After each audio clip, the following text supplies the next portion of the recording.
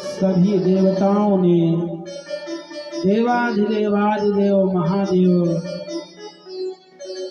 भूत भावन शंकर भगवान की स्तुति किया। ब्राह्मणों ने भी स्तुति किया।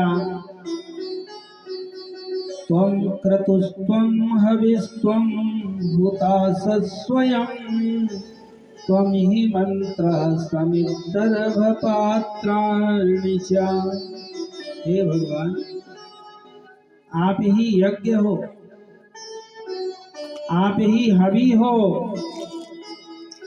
आप ही अग्नि हो, आप ही मंत्र हो।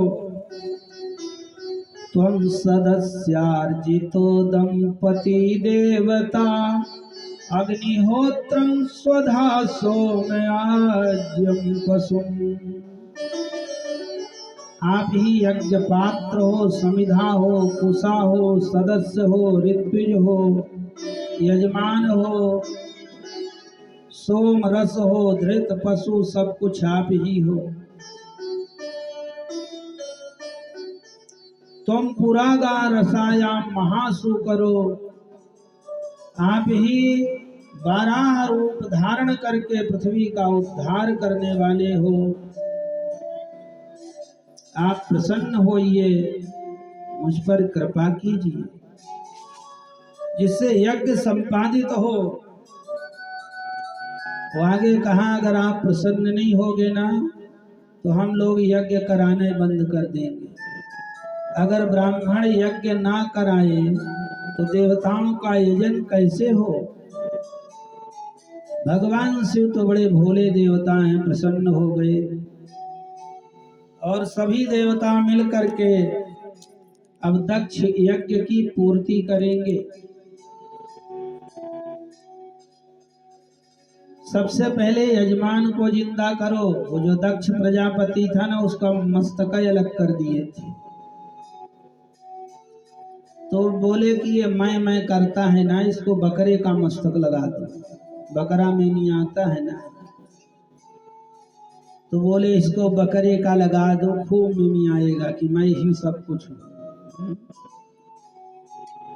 भृगु जी आए, बोले हमारी दाढ़ी नोच लिया है तुम्हारे सेवकों। बोले एक काम करो, बकरे वाली दाढ़ी इनको दे दो, हाथ घुमावे के काम आएगी। पुखादेव आए, बोले हमारा दांत ही तोड़ दिया है।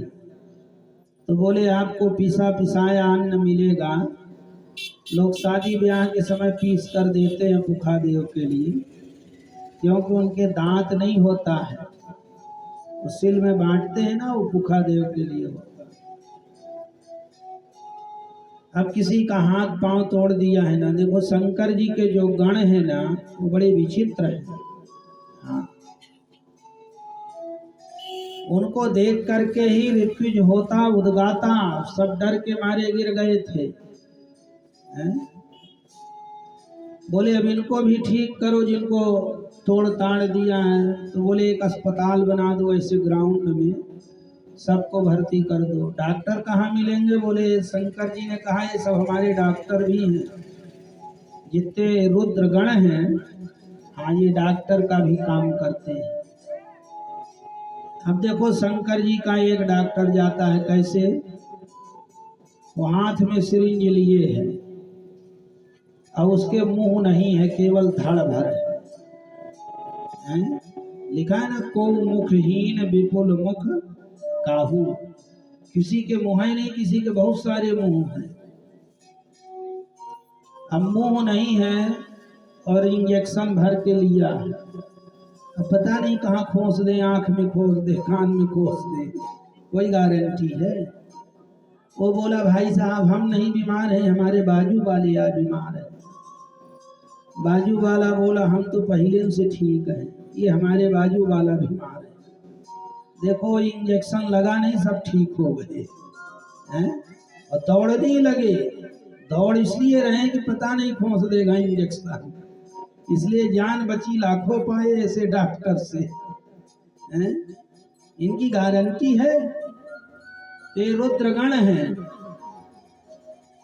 भगवान शिव की कृपा से सब ठीक हो गए।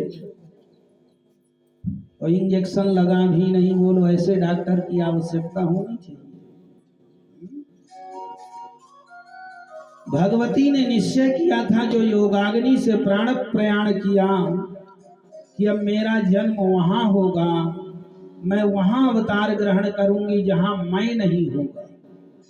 ये दक्ष बहुत मैं करता था ना, इसीलिए एवं दक्षायणी हित्वा सती पूर्व कलेवरमा यज्ञे हिमवता क्षेत्रे मेनायामिति शुश्रुम। इनके माँ का नाम क्या है? पार्वती के मैना। यहाँ कोई मैं नहीं है, और वहां वो दिन रात मैं करता था। आगे ध्रुव वंश का वर्णन आया है, लेकिन इसके पहले अधर्म के वंश का वर्णन आया है। ब्रह्मा जी के ही पृष्ठभाग से अधर्म का जन्म हुआ। अधर्म भी ब्रह्मा जी का ही पुत्र है। उसकी पत्नी का नाम है मृषा। मृषा माने होता है झूठ। जब अधर्म है तो उसकी पत्नी कोई सत्यवादिनी तो होगी नहीं, मृषा ही हो सकती है। और उसके दंभ नामक पुत्र उत्पन्न हुआ और माया नामक कन्या उत्पन्न हुई। इन दोनों को निमृत ले गया था, क्योंकि उसके कोई संतान नहीं थी। दंभ और माया से लोभ और निकित अर्थात सठता का जन्म हुआ। उससे क्रोध और हिंसा, और उनसे कलि कलह, और उनकी बहन दुरुक्ति। दुरुक्ति माने होता है गाली गलौज, इनका जन्म हुआ। दुरुक्ति से कलि ने भय और मृत्यु को उत्पन्न किया, और दोनों के संयोग से निरय, यातना और निरय का जन्म हुआ। निरय माने होता है नरक, और यातना माने देहलट। जब नरक ले जाते हैं ना तो बांध के सोटते हैं। इन दोनों का जन्म हुआ। आगे कहते त्रिश्रुत्यैहि अपमान पुण्याम विधनोत्यात्मनोमलम। जो अधर्म के वंश को 3 बार सुनता है ना, सारे पापों से दूर हो जाता है। ये इसकी परिभाषा है। त्रिश्रुत्यैहि अपमान पुण्याम, 3 बार सुन ले। इसलिए गाली गलौज, लड़ाई झगड़ा, यातना, नरक, ये सब अधर्म के ही वंश कहे गए हैं। इसलिए लड़ाई झगड़ा न करो, गाली गलौज न करो, सेवा करो माता पिता की, यही सब नियम है। महाराज मनु के 2 पुत्र थे। 3 कन्याओं का हमने अभी वर्णन किया। देवहूति, अपूति और प्रसूति का क्रमशः। उत्तानपाद और प्रियव्रत 2 पुत्र थे। जाये उत्तानपादस्य सुनीति ही सुरुचिस्तयोः सुरुचि प्रेयसी पत्नियों नेतरः यत्सुतो ध्रुवः। उत्तानपाद के 2 पत्नियां थी। एक का नाम था सुनीति और दूसरे का नाम था सुरुचि। सुरुचि का अर्थ सुंदरता भी होता है। सुंदरता से लोग प्रीति करते हैं, लेकिन सुंदर नीति से कोई प्रीति नहीं करता है। सुष्ठुर नीतिर यस्य सह सुनुति। जो सुदृढ़ नीति का प्रतिपादन करे या सुंदर नीति का प्रतिपादन करे, उसी का नाम सुनीति है। अस्वस्य रुचिरस्य यासा एव सुरुचि। जो मन में आए कट डाले ओट पटांग, वो सुरुचि है। राजा भी सुरुचि से प्रेम करता है, सुनीति से नहीं। सुनीति के पुत्र का नाम ध्रुव है और सुरुचि के पुत्र का नाम उत्तम है। एकदा सुरुचेः पुत्रो अंकमारोप्य लालयन् उत्तमं नारुरुक्षन्तं ध्रुवं राजाभ्यनन्दत। एक दिन राजा उत्तानपाद अपने पुत्र उत्तम को गोद में लेकर लाड प्यार कर रहे थे। उस समय ध्रुव जी का आगमन होता है। वो भी पिता की गोद में चढ़ना चाहते हैं। अभी तक तो नहीं, यही नहीं मालूम था मेरे पिता कौन है। किसी दासी ने बताया कि जो राज सिंहासन में बैठे यही तुम्हारे पिता। बड़ी उत्कंठा लेकर पिता के पास गए, गोद में चढ़ना चाहते हैं, लेकिन पास में बैठी हुई विमाता दूसरी माँ सुरुचि कहती है, ना गृहीतो मया यस्त्वं कुक्षावविनृपात्मजा ना वत्सो नृपते दिष्ट्यां भवानारोढुर्मरिहते। है तो तू भी राजपुत्र, राजपुत्र होना ही पर्याप्त नहीं है राज सिंहासन के लिए। तुझे मैंने अपने कोख में नहीं धारण किया, ना गृहीतो मया यस्त्वां कुक्षावविनृपात्मजा, अपने कुक्षी में धारण नहीं किया, इसलिए तू राज सिंहासन का अधिकारी। तू किसी मंद भागिनी के गर्भ से उत्पन्न हुआ है, तू नादान है, तुझे पता नहीं है, इसीलिए ऐसे दुर्लभ विषय की मनोरथ कर रहा है, इच्छा कर रहा है। नूनम वेद भवान यस्य दुर्लभार्थे मनोरथः, ऐसे दुर्लभ सिंहासन की इच्छा कर रहा है। अगर तुम्हें राज सिंहासन चाहिए ना, तुम्हें एक उपाय बताती हूँ। यदि तपसाराध्य पुरुषम तस्यैवानुग्रहेण में, जाओ आराध्य पुरुष भगवान श्रीमन नारायण की आराधना करो। वो जब प्रसन्न हो जाए ना, तो उनसे केवल यही वरदान मांगना कि मेरा जन्म जो हो वो सुरुचि के कुक्षी से हो, अन्य के नहीं। देखो, भक्त और भगवान दोनों का अपमान उसने किया। ये ध्रुव जी भक्त तो हैं और भगवान का अपमान कर रही, अपने गर्भ को परमात्मा से भी बड़ा बता दिया। उस समय ध्रुव को महान कष्ट हुआ। मातुः सपत्न्या सदुक्त विद्धा स्वसांगुषा दंड हतो यथा हि। बड़ा कष्ट हुआ।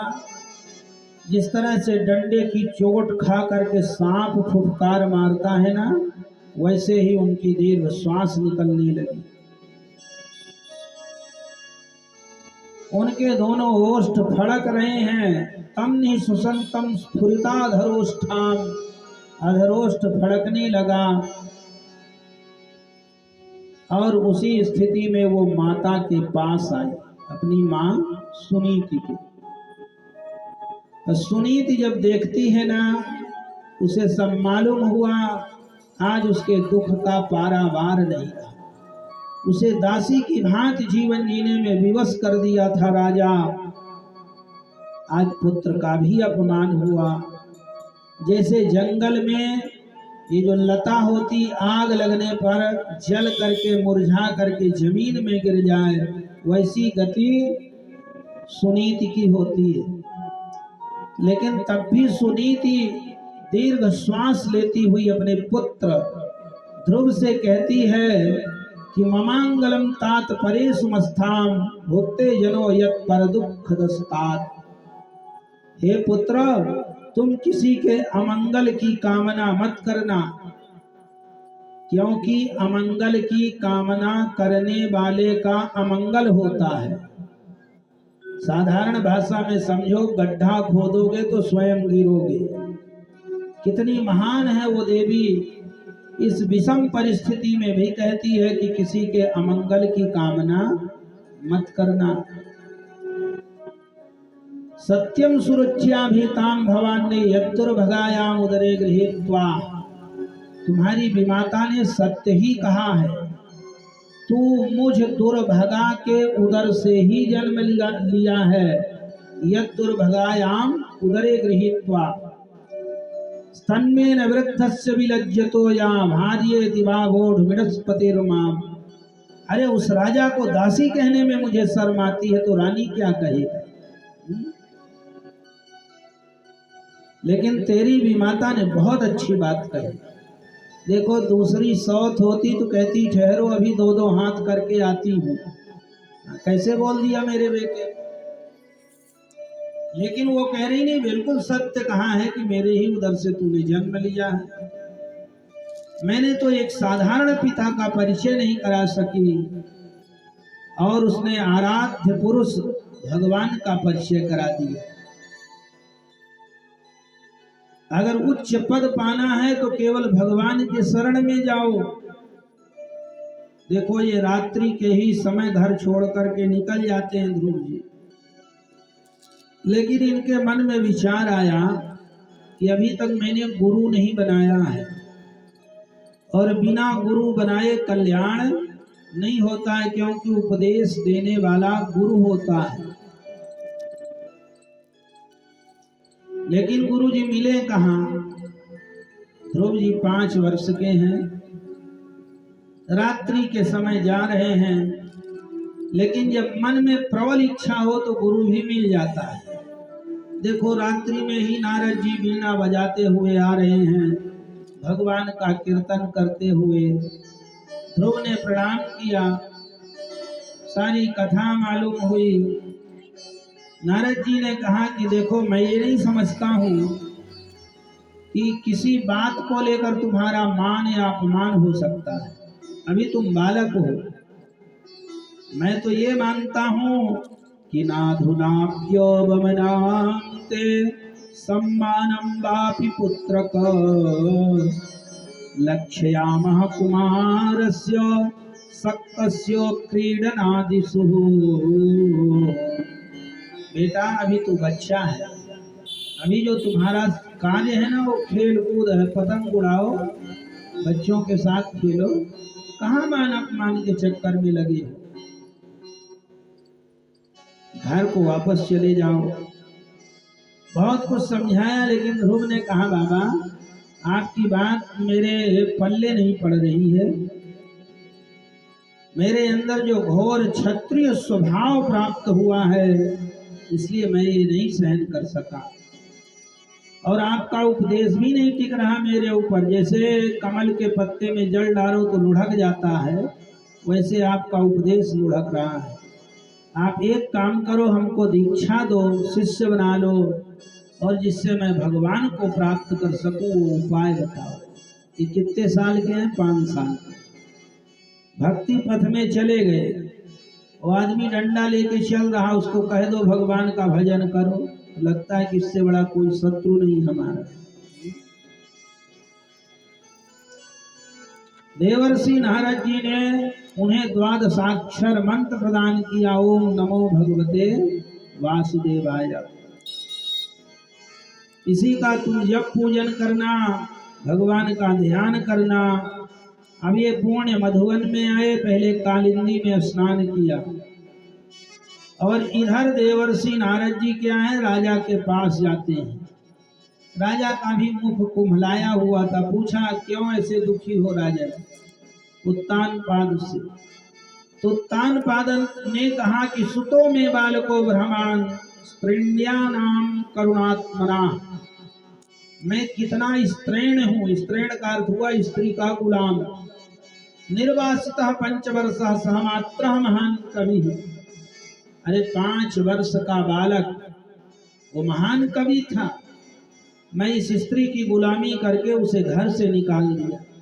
वन में गया होगा, उसे भेड़ियों ने खा लिया होगा, उसका वह कमल सरीखा मुख कुम्हला गया होगा, थक करके किसी वृक्ष के नीचे बैठा होगा, भेड़ियों ने खा लिया होगा। हाय हाय ऐसी चिंता करता है राजा। नारद ने कहा कि देखो माम्मा स्वस्तैनम देवगुप्तम विषांपति। राजन तुम उसकी चिंता मत करो, क्योंकि उसके रक्षक भगवान हैं। देखो जिस परमात्मा ने हमको आपको जन्म दिया वो रक्षा का भी भार ले रखा है, इसलिए चिंता करना बिल्कुल बंद कर दो। वो आज से भगवान का हो गया, शीघ्र ही उसके कारण तुम्हारा भी यश बढ़ेगा, ऐसा नारद जी कहे। और ध्रुव जी गए स्नान करने के बाद ये 3-3 रात्रि के अंतराल में बेर और कैथा खा करके भगवान श्री हरि का यजन किया। तीसरे दिन क्या खाते थे? बेरी जो जंगल में होती है और कैथा। 1 महीना बीत गया, दूसरा महीना लगा, द्वितीयम चातुर्मास्यम षष्ठे षष्ठेर भको दिने।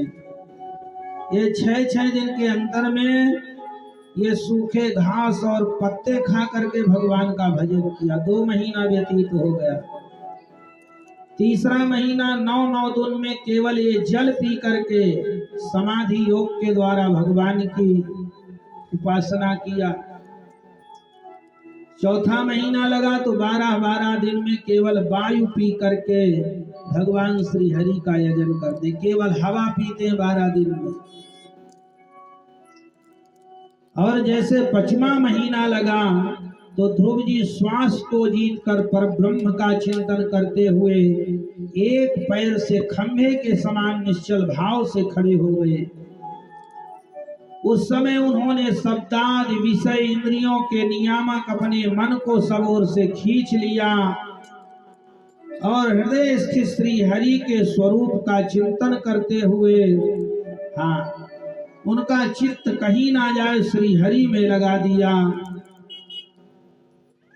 उस समय सभी देवताओं का श्वास प्रश्वास रुक गया, जो श्वास लेना और छोड़ना। तो देवता जाते हैं भगवान के पास और कहते नैवाम विदाम भगवान प्राण रोधा चराचरास्याखिल सत्वधाम्ना। हे भगवान, समस्त स्थावर जंगम जीवों के शरीरों का प्राण एक साथ रुक गया है। इसके पहले तो मैंने कभी सुना भी नहीं था। आज जो देख रहा हूँ तो पहले सुना भी नहीं था। विधेहि तन्नो वृजनात् विमोक्षाम् प्राप्तां वयं त्वं शरणं शरण्यम। हे भगवान, मैं आपकी शरण में आया हूँ, आप मेरी रक्षा कीजिए। तो भगवान ने कहा देवताओं तुम डरो मत। ये उत्तानपाद के पुत्र ध्रुव ने अपने चित्त को मुझ विश्वात्मा में लीन कर दिया है, उनकी अभेद्य धारणा सिद्ध हो गई है, इसलिए तुम सबके प्राण रुक गए हैं।